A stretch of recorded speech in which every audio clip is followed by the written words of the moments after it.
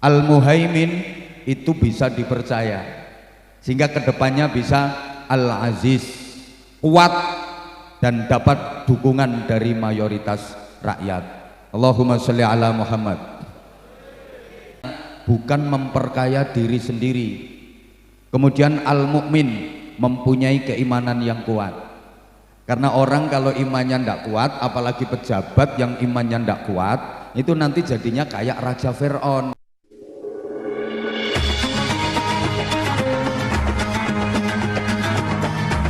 Yang subscribe, semoga hidup kaya raya, mati masuk surga.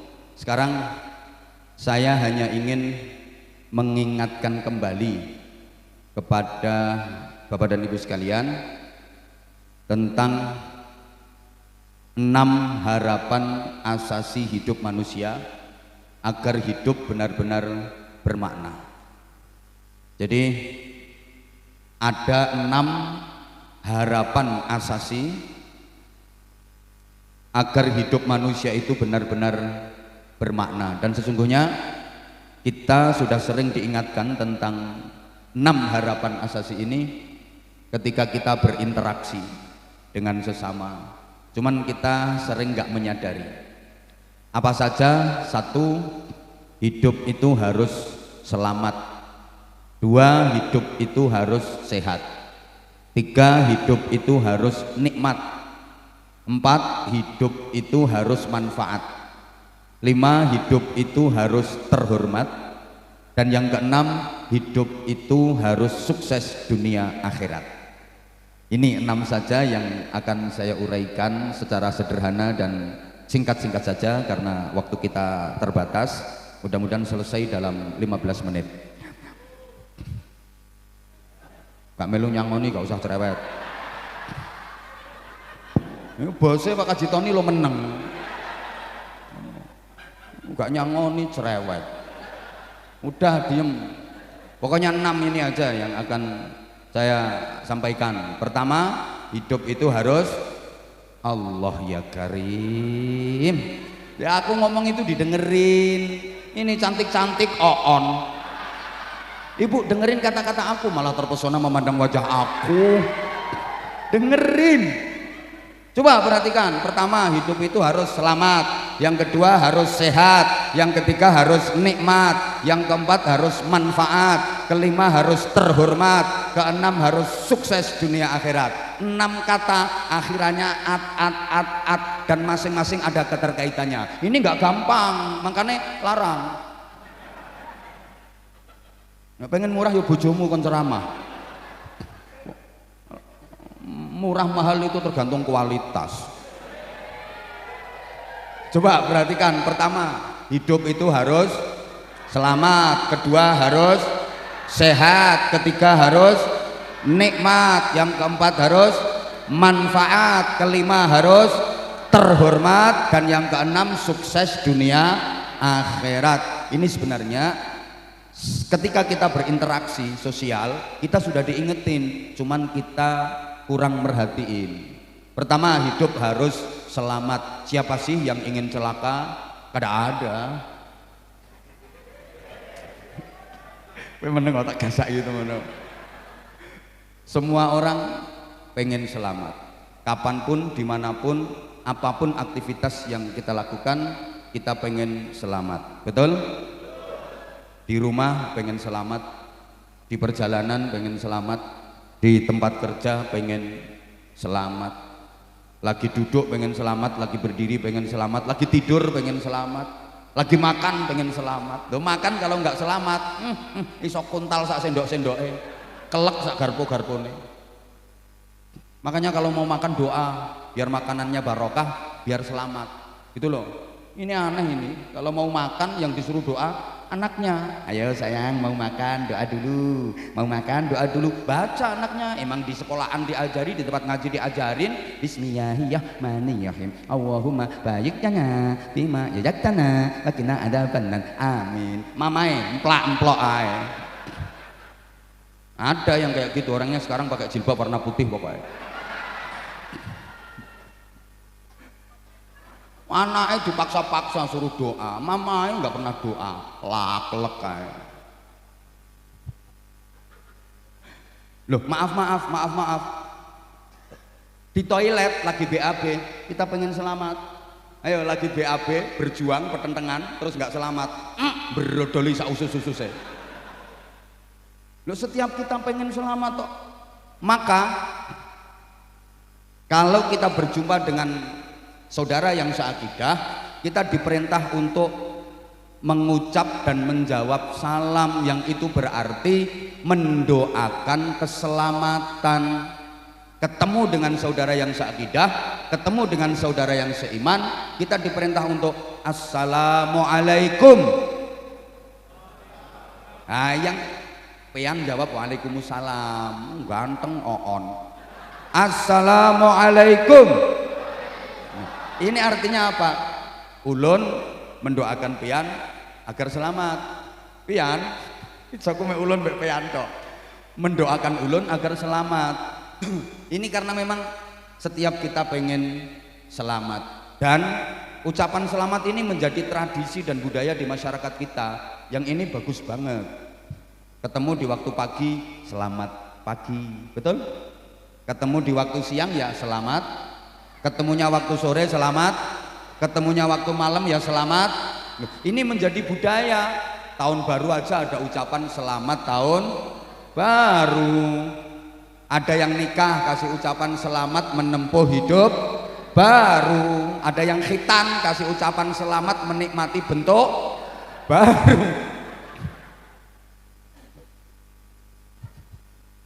Ada yang bepergian ya selamat jalan, ketemu ya selamat jumpa, pisahan ae lho selamat tinggal.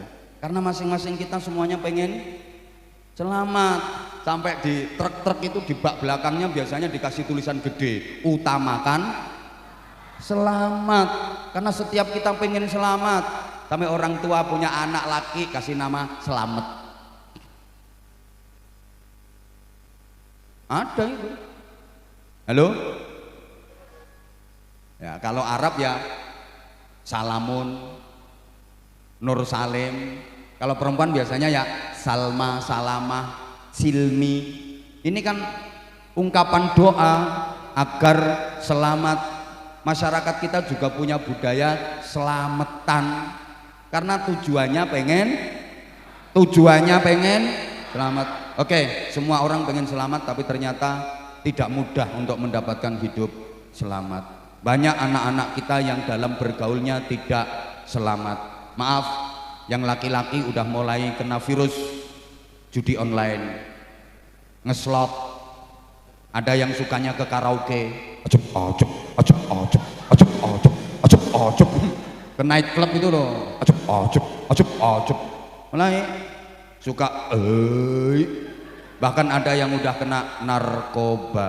Hati-hati, narkoba ini bukan hanya penyimpangan konsumsi makanan, tapi kejahatan yang terstruktur dan terorganisir secara internasional. Saya katakan kejahatan yang terorganisir secara internasional karena ada ketuanya, ada pimpinannya, ada anggotanya, ada dananya, ada sasaran tembaknya, ada targetnya, ada evaluasinya.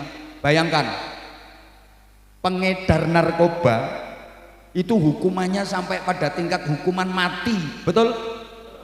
Sama ini polisi kok gak tegas blas, betul? Tapi peredaran narkoba itu kok nggak ada habisnya, padahal hukumannya mati loh kalau ketangkep. Kecuali backingnya kuat. Hukumannya mati, tapi peredarannya kok nggak berhenti-berhenti, ya karena terstruktur dengan baik secara internasional, pengen merusak generasi bangsa. Awas, hati-hati. Banyak anak-anak perempuan yang dalam bergaulnya juga tidak selamat, terkena imbas pemilu, perkawinan hamil dahulu. Kalau orang Jawa bilang tengkek biri, meteng dikek rabi kari. Ada pejabat yang tidak selamat. Ada apa enggak? Ada apa enggak? Waduh, bahkan di pundaknya udah bintang 2, bintang 3, ndak selamat. Apa maneh pangkatmu sik rengget-rengget.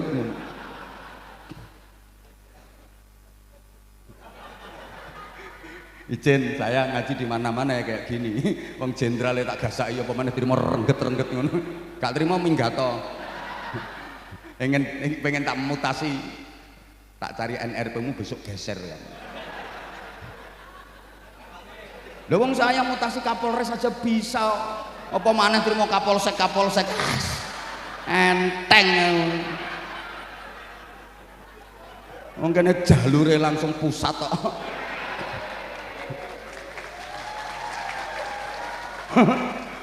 Bolo kabeh. Makanya aja macem-macem karo ulun.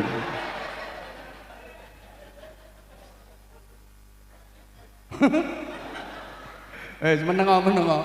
Loh, banyak kok pejabat yang nggak selamat. Baru menjabat 2 bulan tangkap KPK. Tuh makanya kita harus berikhtiar maksimal agar selamat. Perilaku kita harus perilaku yang menyelamatkan. Ucapan kita harus ucapan yang menyelamatkan. Hati-hati dengan lisan. Salamatul insan fi hifdzil lisan. Hati-hati karena mulut santan binasa, karena mulut badan binasa. Hati-hati dengan ucapan. Ucapan kita bisa menentukan keselamatan kita. Orang itu kalau ucapannya baik dapat perlakuan baik, tapi kalau ucapannya buruk dia juga dapat perlakuan buruk. Coba ibu kalau kada percaya, besok pagi diri di tepi jalan, ucapkan yang baik-baik, pasti ibu akan dapat perlakuan baik. Begitu ada orang lewat, ibu nyapa, hai, pasti ibu akan dapat balasan hai juga. Ada orang lewat lagi, ibu ucapkan yang baik, pagi, pasti ibu dapat perlakuan pagi. Bahkan ada turis, orang asing lewat, ibu kasih ucapan morning, ibu juga akan dapat perlakuan morning too gitu. Ada orang lewat, ibu kasih ucapan assalamualaikum. Ada yang lewat lagi, kasih ucapan yang baik assalamualaikum. Ada yang lewat lagi, kasih ucapan yang baik assalamualaikum. Ada yang lewat lagi assalamualaikum. Pasti ibu akan dapat perlakuan waalaikumsalam, waalaikumsalam, waalaikumsalam, waalaikumsalam, waalaikumsalam. Bapak besok diri di tepi jalan, ada orang lewat, bapak ucapkan picek.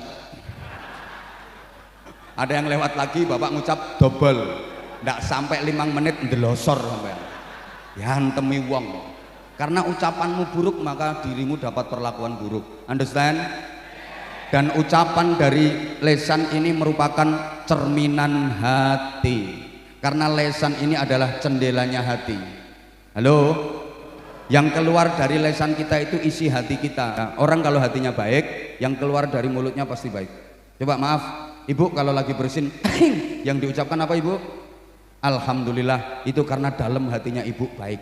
Tapi nggak semua seperti itu ibu. Ada bapak-bapak itu yang bersin, bukannya baca alhamdulillah, yang keluar malah nama-nama makanan.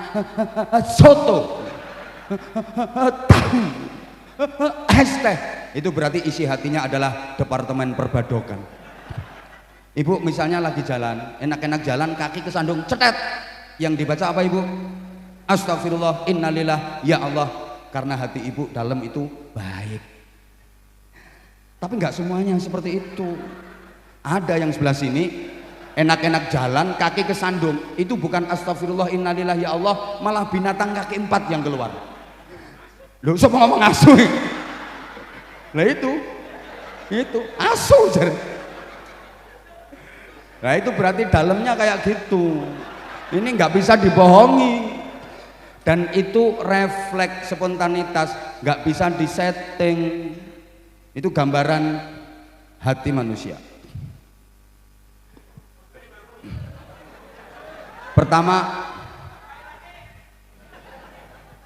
Pak Haji Tony izin, ini anggota minta tambahan waktu. Ibarat orang kerja namanya lembur Bapak. Jadi harus ada lemburannya. Ya.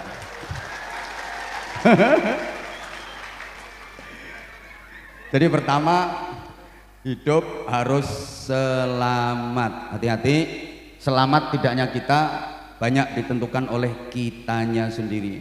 Ucapan kita harus ucapan yang menyelamatkan, perilaku kita juga harus perilaku yang menyelamatkan.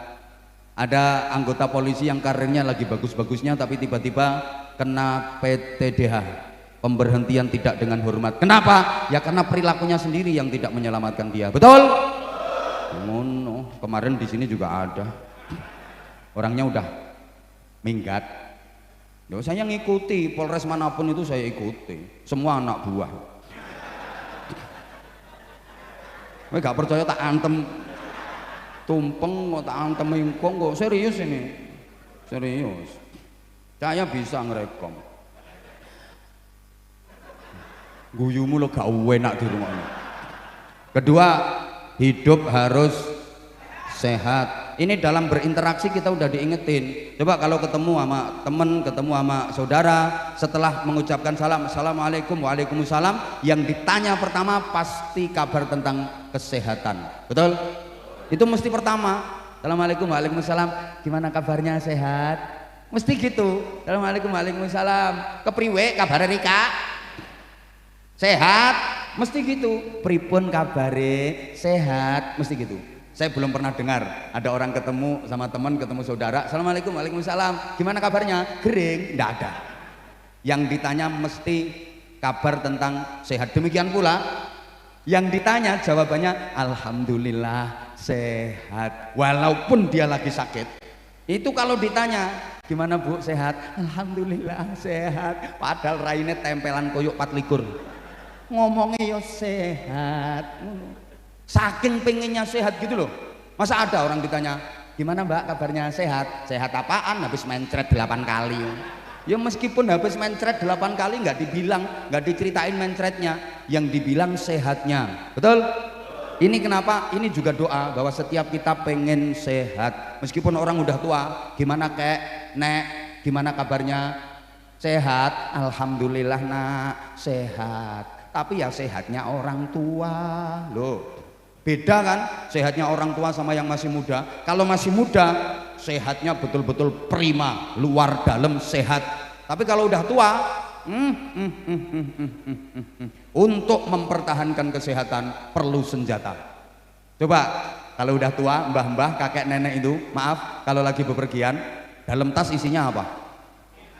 Minyak angin, minyak kayu putih, fresh care. Ya ngono-ngono itu. Wong kadang-kadang pergi ya bepergian, udah tengah jalan itu loh, balik pak, senjatanya kari. Untuk mempertahankan kesehatan udah perlu senjata. Saya beberapa waktu lalu lagi ngaji bareng sama pejabat-pejabat tinggi, belum naik ke mimbar, masih duduk. Kanan kiri saya itu pejabat-pejabat tinggi. Kebetulan saya waktu itu lagi flu, bersin terus. Ditanya mas sebelahnya, Pak Ustadz flu ya? Iya kayaknya. Lo kanan kiri itu langsung ngeluarin minyak angin. Aku mikir pejabat tinggi ini yang bawa senjata ternyata. Tuh, apalagi ibu-ibu, maaf, kadang-kadang belum bisa tidur kalau malam, nggak bisa tidur sebelum pegang 2 senjata. Tangan kanan botol diisi air hangat untuk tolak angin. Tangan kiri minyak kayu putih untuk tolak suami. Ibu-ibu kadang suka jahat kalau lagi capek, males melayani suami. Suami datang dengan semangat 45, menggelora. Ibu lagi males, blonyoan minyak kayu putih sekujur tubuh. Nah, suami langsung balik kanan, kena pembunuh selera tingkat tinggi. Balik kanan, gerak. Sambil nyanyi, putuslah harapanku. Akhirnya suami masuk kelompok tilawah. Bukan tilawatil Quran, artinya tilawah, tidur di lantai bawah. Ibu-ibu itu jahat. Yang ngomong baik-baik, jangan gitu caranya. Minyak kayu putih belum manjur, tambah pagoda. Pagoda masih belum ampuh, parutnya berambang. Suami kalau cerdas ya nggak mau kalah, adu kekuatan senjata. Ambil parfum disemprot.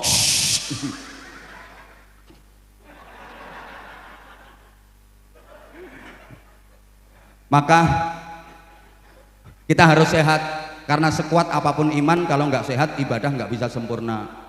Imannya kuat tapi nggak sehat, sholat nggak kuat berdiri. Iman kuat tapi nggak sehat, puasa nggak kuat, nggak mampu menjalankan ibadah haji. Ibadah nggak bisa sempurna. Maka yang kita konsumsi harus menyehatkan. Perilaku kita harus perilaku yang menyehatkan. Allahumma sholli ala Muhammad. Dan semua ibadah yang disyariatkan dalam Islam itu menyehatkan kalau kita kerjakan dengan baik dan benar. Nih, jadi sehat harus kita ikhtiari. Halo? Orang sakit itu karena beberapa hal. Satu, pola makan. Dua, pola pikir. Tiga, pola hidup. Empat, kakean pola. Nah, yang paling banyak itu yang nomor 4 itu. Kakean pola itu yang bikin orang sakit. Maka sehat itu meliputi 5 hal: fisik, psikis, sosial, kultural, and spiritual. Understand? Ibu-ibu kalau saya bilang understand, ibu jawab yang kenceng yes gitu. Saya ulang, understand? Kenapa kalau saya ngomong understand ibu-ibu harus yes? Sebab understand itu bahasa Inggris berasal dari 2 kata, under dan stand. Under artinya di bawah, stand artinya berdiri. Jadi kalau yang di bawah sudah berdiri, ibu-ibu harus yes gitu. Ibu understand? Nah gitu. Kok ketawa? Tanya guru bahasa Inggris. Under itu artinya di bawah, stand artinya berdiri. Jadi kalau yang di bawah sudah berdiri, ibu-ibu harus yes, nggak boleh no.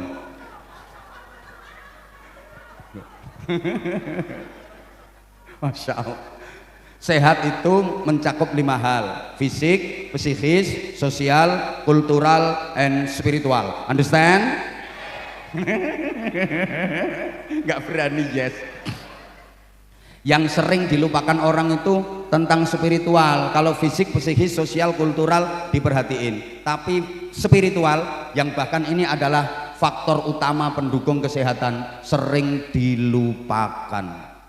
Orang itu sakit apapun, kalau hatinya nggak diobati dulu, kalau hatinya nggak disembuhkan dulu, nggak bakal bisa sembuh penyakitnya. Saya ulang, pengumuman, penyakit apapun yang diderita manusia, selama hatinya nggak disembuhkan dulu, nggak bakal bisa sembuh itu penyakit. Makanya penting spiritual. Betul, betul. Misalnya yang kena penyakit itu kita atau keluarga kita, terus dikucilkan masyarakat, kayak apa perasaan kita? Gitu loh mikirnya.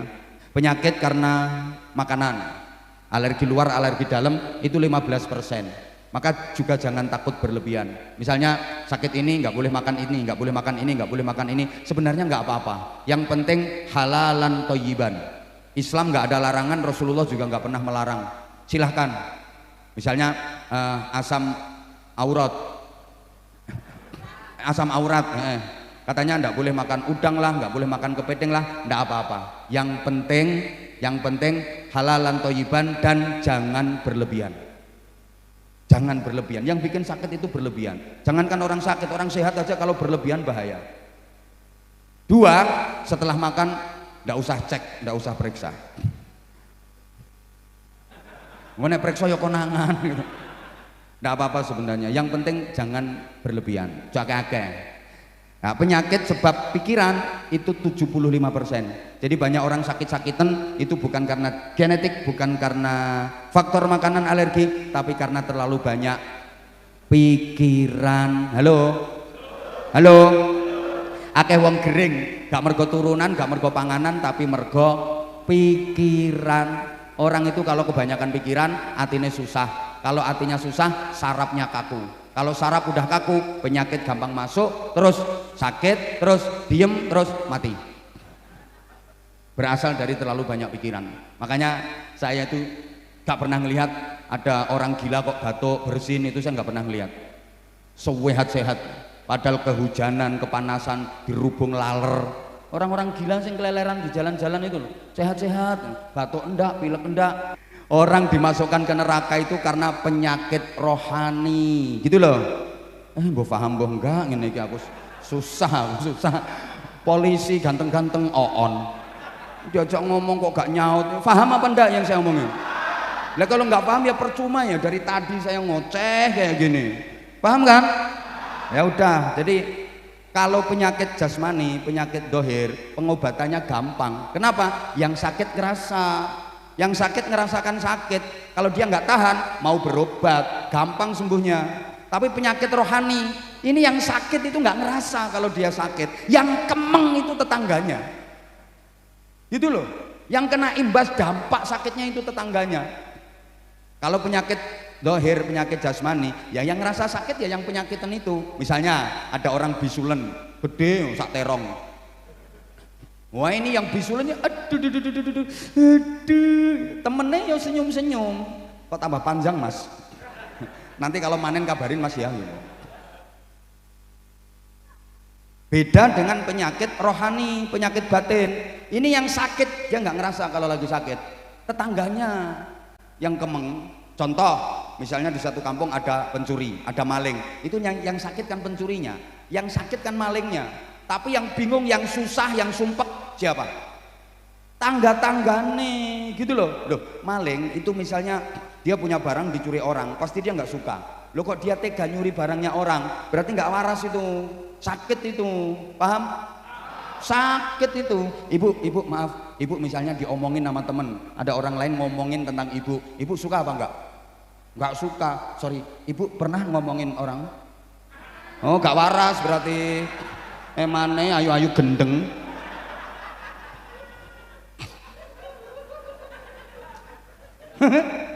Ayu-ayu edan.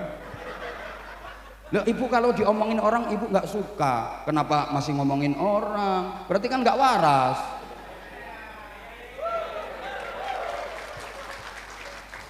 Masya Allah. Berikutnya Allah ya Karim. Loh, gini loh, orang itu kalau sudah sehat rohaninya pasti jadi orang baik, pasti. Kalau rohaninya sudah sehat pasti jadi orang baik. Lah orang itu kalau baik, walaupun dijelek-jelekin kayak apa, tetap baik.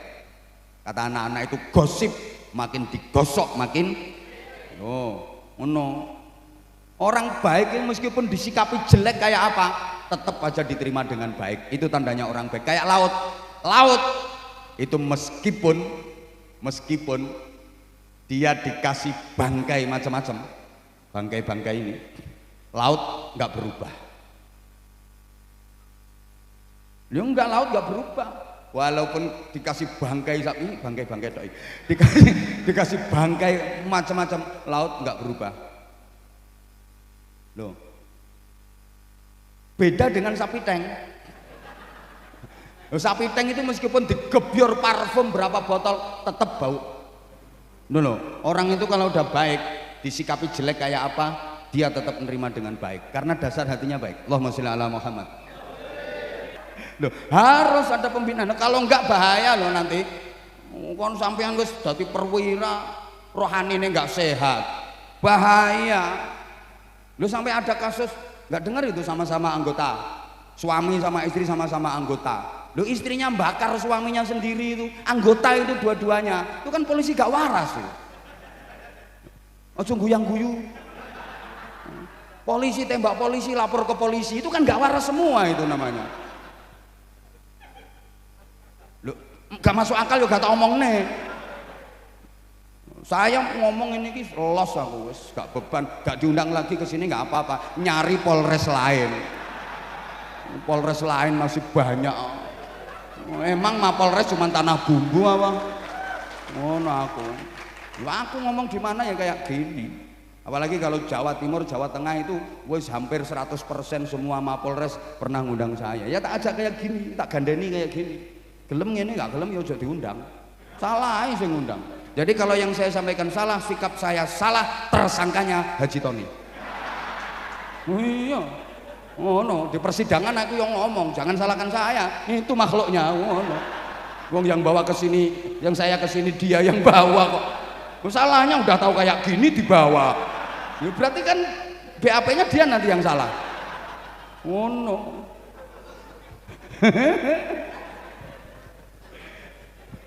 Udah, sekarang nomor 3. Loh, ini harapannya anggota itu sehat semua gitu loh. Ya sehat jasmani, sehat rohani. Dah.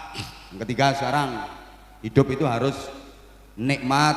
Setiap kita pengen nikmat, dan sebenarnya ketika berinteraksi kita udah apa ya, dikasih pelajaran. Makanya acara kayak gini pasti ada konsumsinya. ada makanannya, ada snacknya. Ini untuk menguji kenikmatan. Saya ngaji itu ya saya baca dari yang sekarang terjadi aja. Ini semuanya apa, ngedep kotaan. Itu alat penguji kenikmatan. Gimana Bapak Ibu, masih bisa merasakan nikmat? Masih bisa merasakan nikmat? Alhamdulillah, karena banyak yang udah tidak bisa merasakan nikmat. Ada loh ya, ada dikasih makanan macam-macam udah takut. Daging takut, udang takut, gula takut, gajah takut, gorengan takut, kenikir takut, bayem takut, emping takut, padahal orangnya gagah. Apalagi kalau maaf udah kena penyakit komplikasi, dengan semua menu makanan yang digemari nggak berani mengkonsumsi. Dikasih sate dihindari, yang dicari cuma ikan teri, keasinan dikit tensinya tinggi, makan cumi-cumi alergi, kena sambal goreng ati asam urat kambuh lagi, ginjal terserang cuci darah seminggu 2 kali, kasih minum manis minta ganti karena udah punya pabrik gula sendiri, mendekati istri malah dihindari, meskipun minum obat kuat tetap aja nggak bisa berdiri karena udah disfungsi ereksi, rencananya naik 3 kali cuman kuat sekali, itu pun memaksakan diri. Nah kalau udah kayak gitu diajak makan prasmanan, kira-kira apa namanya, koleksi apa seleksi? Mau seleksi, dah ditawari, ini Kak nasinya dikit aja, sop Kak ya, sop ya, sop kuahnya aja, ini sate mumpung anget tusuknya aja.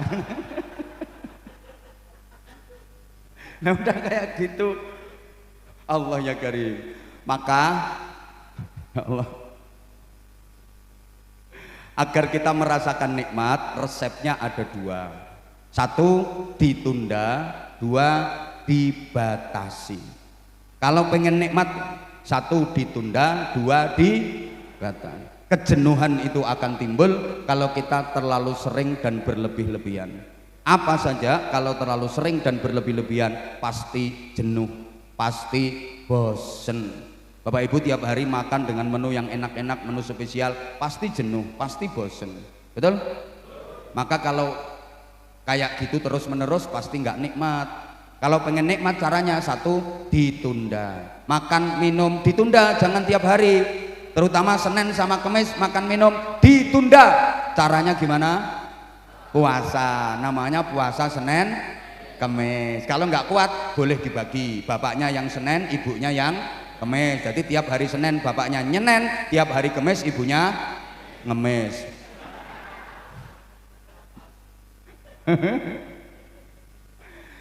Itu ditunda. Nah nanti kalau buka puasanya dibatasi, jangan over. Lauknya jangan banyak-banyak, jangan berlebihan, pasti nanti nikmat. Kumpul bojo kalau terlalu sering dan berlebih-lebihan, bosen apa mana balungan tua. Boyok secara karo-karoan. Menurut. Makanya saya sering pergi kayak gini itu kan untuk menunda dan membatasi. Nah itu loh. Halo? Nikmat itu nggak harus enak Ibu, jangan salah. Nikmat sama enak itu beda. Enak itu objektif, nikmat itu subjektif. Nikmat itu nggak harus enak. Enak nggak mesti nikmat. Kadang-kadang nikmat itu sakit tapi terasa nikmat. Makanya ada sengsara membawa. Oke, saya tanya, dicubit itu sakit apa sakit? Sakit apa sakit?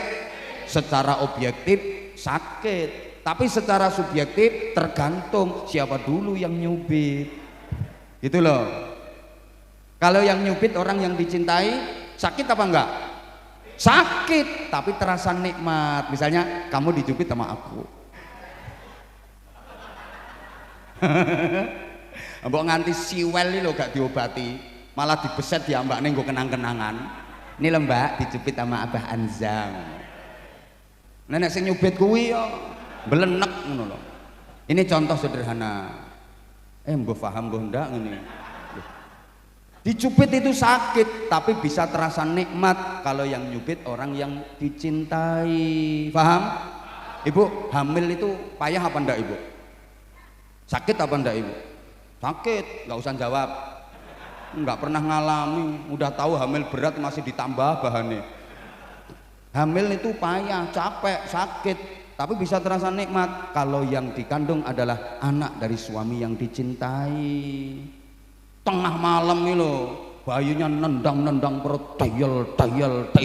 Suami tidur dibangunin, Pah, bangun bentar Pak, ini loh proyeknya Papa Pola ya. Tapi kalau yang dikandung itu anak hasil arisan, wah, gitu loh. Embuh.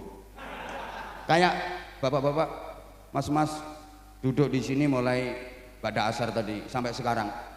Saya yakin capek, saya yakin payah, sampai ada yang silo, miring nengen, miring iwo, metungkruk, yakin saya capek, yakin payah, yakin capek, yakin payah, yakin capek, ikut salian ping piro ae.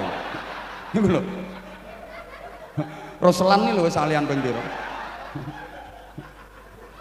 Inspektor 1 Roselan. Alian ping piro wis anu. Sing metungkruk ngene, sing silo, miring nengen, miring iwo. Yakin capek. Payah loh, tapi nikmat. Kenapa? Ketemu sama idola. Itu menengok ya, pangkatmu lagi ngene.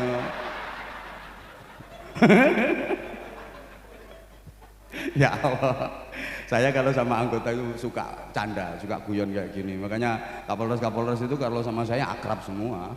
Karena kamu masih kayak gitu jangan macam-macam sama saya.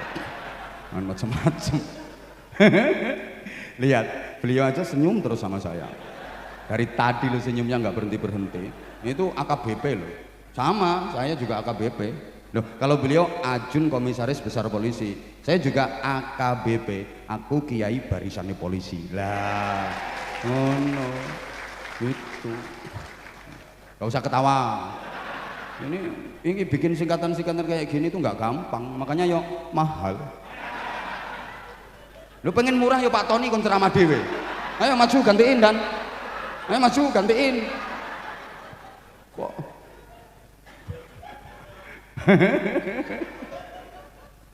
Masya Allah. Loh, nikmat itu kadang-kadang ada pada rasa sakit. Sakit tapi nikmat. Ada seorang laki-laki, dia sakit lumayan parah sampai opnam di rumah sakit berhari-hari. Tapi dia merasa nikmat. Begitu udah sembuh diajak pulang sama keluarganya, dia nggak mau. Diajak pulang nggak mau, padahal udah sembuh. Kenapa? Dia lebih merasa nikmat di rumah sakit karena dia lagi jatuh cinta sama perawatnya. Mau dibilangin kok. Kadang sakit tapi terasa nikmat. Dikasih sakit jadi deket sama Allah. Banyak berdoa, banyak berzikir. Tadinya kalau sehat, omongannya itu kotor jelek, kadang-kadang. Begitu sakit langsung, ya Allah, ya Allah, astagfirullah. Subhanallah, subhanallah, subhanallah, subhanallah. Dia merasa nikmat, banyak berzikir, padahal ketika sehat omongannya itu loh. Jadi kadang-kadang sakit itu nikmat. Maaf, makan di restoran mewah lebih enak daripada makan di tengah sawah, tapi boleh jadi lebih nikmat makan di tengah sawah. Betul? Betul loh, potonganmu gak tahu no restoran mewah. Duit sendi bukan no restoran mewah.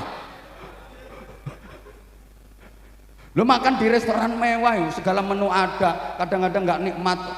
Baru oleh rong sendok, keselak karena dia dengar ada orang batuk dari belakang. Suaranya persis wong sing diutangi. Ya keselak kok. Ngono lho. Wes. Yang keempat, jam 6 misalnya.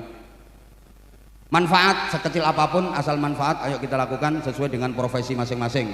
Kalau kiai itu ibadahnya ya wiridan, pikiran, doa. Guru ya intisarul ilmi. Tentara ya pertahanan. Polisi ya kamtipmas. pengamanan, ngono guru, pengajaran, penceramah, pengajian, sesuai dengan profesi masing-masing. Kiai doa wiridan muter tasbih sulastri doa ya Allah ya Rahman ya Allah ya Rahim ya Allah ya Rahman ya Allah ya Rahim ya Razak ya Fatahu ya Alim ya Fatahu ya Alim. Itu kiai, bukan memperkaya diri sendiri. Kemudian al-mukmin mempunyai keimanan yang kuat, karena orang kalau imannya tidak kuat, apalagi pejabat yang imannya tidak kuat, itu nanti jadinya kayak Raja Fir'aun. Al-Muhaimin itu bisa dipercaya, sehingga kedepannya bisa Al-Aziz, kuat dan dapat dukungan dari mayoritas rakyat. Allahumma sholli ala Muhammad. Ulun izin bicara ke pian sabarataan. Kowe menengo tak antem yo. Bisanya ya cuman ulun nama pian sabarataan. Kalau lagi dakwah ke daerah-daerah, ke pelosok-pelosok, alhamdulillah daerah-daerah di Indonesia semuanya hampir sudah pernah ulun datangi. Ulun yang paling kada paham itu daerah kewanitaan. Itu kalau daerah-daerah lain udah paham. Setiap ketemu sama pimpinan-pimpinan, kepala-kepala daerah, mau kepala daerah tingkat 1, kepala daerah tingkat 2, ketemu Kapolda, ketemu Kapolres, ulun selalu berpesan, izin Bapak atau Ibu kalau melantik pejabat yang eselon di bawahnya, biasanya dilantik kemudian sumpah jabatan. Setelah itu agar menjadi pejabat yang baik, tolong semuanya diajak berdoa. Jangan lupa berdoa, memohon kepada Allah supaya dijadikan sebagai pejabat yang baik dengan bimbingan dan pertolongan Allah. Rata-rata para pimpinan itu bertanya, doanya seperti apa Pak Kiai? Akhirnya saya ajari, doanya begini, setelah dilantik dan sumpah jabatan, baca doa nawaitu shauma ghadin an adai fard. Nah, ya kayak pian, mereka juga heran dan bertanya, bukankah itu doa dan niatnya puasa? Lah ya, emang maksud ulun begitu.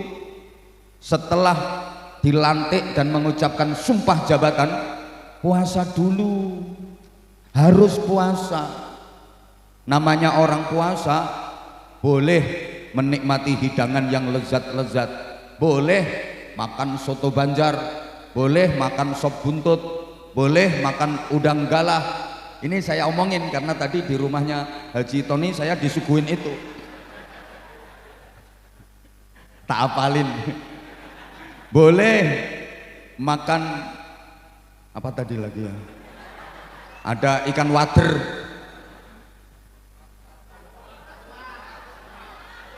apa kalau sini namanya saluang ya, itu boleh makan babuyu, petek Jawa mesti we. Boleh minum es buah, es dawet, tapi tunggu setelah maghrib. Sebelum maghrib puasa dulu. Namanya pejabat boleh menikmati gaji gede, tunjangan besar, fasilitas, rumah dinas, mobil dinas, silahkan. Tapi tunggu setelah ekonomi rakyat terangkat, setelah perekonomian masyarakat membaik, silahkan mau menikmati gaji yang besar, tunjangan yang gede, fasilitas-fasilitas yang lain. Enggak, kadang-kadang perekonomian rakyat masih kembang kempis, rakyat nafasnya masih Senin Kemis, pejabatnya klimis-klimis. Zalim itu namanya. Nggak usah ketawa penggaweanmu itu. Silakan mau narik atensi ke perusahaan mana, atensi ke perusahaan mana, silakan kalau ekonomi udah membaik, kalau rakyat kesejahteraannya udah terangkat, harusnya seperti itu. Mohon izin Ini meneladani Rasulullah dari segi akhlak. Ibu-ibu Bayangkari harus saya sebut di awal, karena setinggi apapun jabatan suami, levelnya pasti di bawah istri.